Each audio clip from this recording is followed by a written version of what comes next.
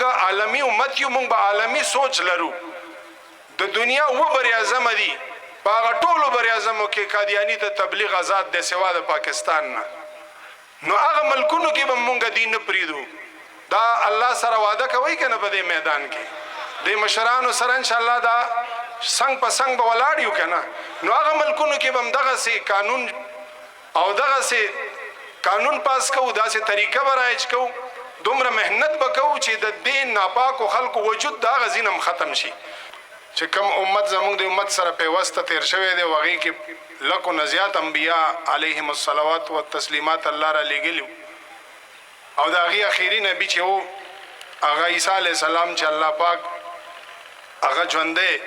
اسمانونو ته پورته کړی دی او قیامت ته نږدې به د هغې نزول کیږي. او د رسول الله صلی الله علیه وسلم یو امتی هغه پسې به منظم کوي او بیا به د امت مشري هغه کوي. د نبی علیه صلات وسلام د دین د شریعت محمدي تابعداري به کوي. دا آخري پیغمبر و د بني اسرائیلو. نو تر دغه وخته پورې مونږ سره پیوسته دغه جوخ امت ته. نو نبی علیه السلام د دغه امت تذکره کوي چې د دې مشري به هم انبیا علیهم السلام وکوله. خو زه آخري نبي ما نه بعد بل نبي نه راځي. هر کله به چې مخکې نبی وفات شو الله پاک به بل نبی راولېږلو. ما نه بعد نبی شته دی نه، نو ما نه بعد به خلفای او هغه به ښه ډېر وي. او بل حدیث د ترمذي شریف صحیح حدیث دی، فرمایي الله پاک ما ته د دنیا اطراف وښیل، اکناف یې وښیل، مشارق او مغارب یې راته وښیل. او کم کم ځي پورې چې الله ما ته د دنیا خولې ده، زما د امت حکومت او ملک به تر هغه ځي پورې رسي. او مونږ او تاسو وکته تاریخ را واړوئ په نیمه صدۍ کې د نبی علیه صلات وسلام نه پس د مسلمانانو نیمې نه زیاته دنیا باندې حکومت شوی دی. او انشاءالله بیا به داسې وخت راځي چې په ټوله دنیا به د مسلمانانو د دې امت حکومت وي. نو وی الله تبارک وتعالی تمام چې څومره ځایونه ما ته ښولي دي د دې دنیا، په دې به زما امت حکومت کوي تر هغې پورې به قیامت نه راځي. دوه خزانې سرې سپینې را کړي دي او زه الله ته مې خواست وکړو چې یا الله زما دا امت د قادسالۍ نه هلاک مه کې. او بل مې دا سوال وکړو چې ربه په دې باندې داسې دشمن بیروني مسلط مه کې چې دې نیست و نابود کی. نو وی الله جل جلاله ما سره ما ته دا تسلی راکا، ما ته دا زیری راکو چې ما دا فیصله کړې ده او زما فیصله دروغجنه کېدی نشي چې ستا امت به د بیروني دشمن د لاسه نه هلاکوم تر څو چې دې خپلو کې یو بل پسې توري راوان نخلي، او نه به زه دې د قادسالۍ د وجې نه هلاکوم چې عام قاد په دې باندې راشي.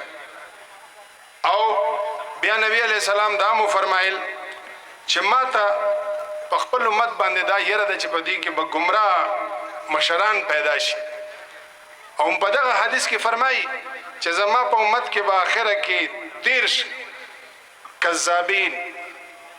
کذابون او دجالون، دروغجن او دوکباز خلق پیدا کیږي او هر یو به دا دعوه کوي چې زه د الله نبی یم، حالانکه ما نه بعد بل نبی نشته. دا ټول دروغجن دي. نو زما عزتمندو د رسول الله صلی الله علیه وسلم په دور کې مسلمه کذاب، اسود عنسی او دغه رنګ طلحه او یو خزه شجاع په نوم باندې د نبوت دعوی کړې وي. الله تبارک وتعالى هغه خلق خپل انجام ته ورسول. زمونږ په دغه نږدې زمانه کې د ټولو نه بدترین فتنه چې هغه په دنیا کې خوره شوه هغه مرزا غلام قادیانی چې په هندوستان کې پیدا شوی دی. او انګریز دا سروې کړې وه چې مونږه په دې هندوستان کې په دې مسلمانانو غلبه ولې نشو حاصلولی. نو د هغې د سروې په نتیجه کې هغې دا وویل چې تر څو پورې د مسلمانانو په زړه کې د جهاد جذبه وي تر هغه پورې مونږ په دې باندې غالبه کېدی نشو. او جهاد قرآن د هغې د فرضیت اعلان کړی دی. رسول الله صلی الله علیه وسلم نه صحیح حدیثو کې د هغې فرضیت ثابت دی چې تر قیامته پورې به جاري. نو دا جذبه وستلو د پاره مونږ ته داسې یو سړی پکار دی چې هغه دا داوو کې چې زه نبی یم او بیا هغه دا اعلانو کې چې جهاد ما منسوخ کو نو الله به مسلمانانو کې داسې بدبخت را پیدا شي چې دا شی به پرېږدي د خپل ځان مال د قربانۍ جذبه به د زړه نه وځي نو بیا به مونږ په دې باندې غالبېدی شو نو په دې کې هغې کامیاب شو دغه یو سپېره دې ته په ګوتو ورغو چې هغه اول د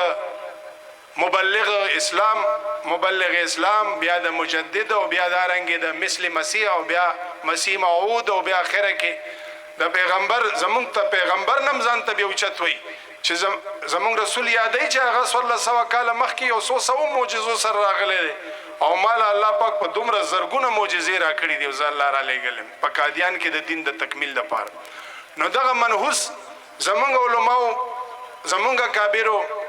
د هغې د محنت نتیجه وه چې الله تبارک وتعالی دې فتنې ته یو بند وتړلو او زمونږ پاکستانی عوام تر ډېر حده پورې د دې خلکو نه محفوظ دي خو ګورې په دې باندې مطمئن کېږئ ما امت خپل اجتماع ته ګوري چې الحمدلله وګوره په لږ شان محنت باندې دومره په زرګونو خلک را جمع شو نه عزتمندو مونږ عالمي امت یو مونږ به عالمي سوچ لرو د دنیا اوه بریاعظمه دي په هغه ټولو بریاعظمو کې قادیاني ته تبلیغ آزاد دی سوا د پاکستان نه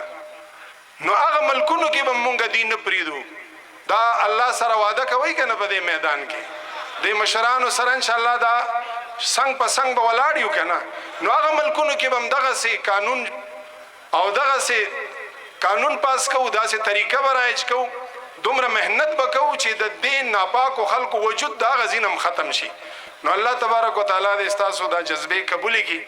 او د دې مشرانو د دې ختم نبوت د ټاون 3 او د ضلع پېښور د ملګرو ډېر شکرګزاري چې داسې یو مجلس یې جوړ کو او مونږ ته هم په دې کې الله د شرکت توفیق را نصیب کو او دغه شرکت د امید لرو چې دا به الله زمونږ د نجات ذریعه ګرځوي خو چې دې څه وایي پکار دی چې په هغه خبرو باندې مونږ لبیک ووایو او څومره تقاضې د ختم نبوت چې دي هفتواري بیان دی لټریچر تقسیمول دي قادیاني مصنوعاتو نه بایکاټ کول دي هغې دپاره پمفلټې په مارکیټونو پلازو دکانونو کې تقسیمول دي نو انشاءالله دې دپاره هم ټول ملګري عزم وکړي څنګه تبلیغ والا روزانه بنیادونو باندې کار کوي دارنګې مونږ د ختم نبوت دا کار روزانه خپل کار وګڼو انشاءالله کوو به که خیر الله دې مالم توفیق راکړي تاسو ټول لم واخر دعوانا الحمد ماشاءالله دا محترم دارالعلوم سراج الاسلام پلوسی جناب حضرت مولانا طارق حسین صاحب دامت برکاتهم العالیہ چې ډېر نرم انداز کې تاسو نه د رد قادیانیت حوالې سره او د عالمي مجلس تحفظ ختم نبوت په قیادت کې د محنت او د خدمت کولو داد او ارادې واخیستلې الله جل جلاله دې په موږ ته د عمل کو توفیق را نصیب کړي دا د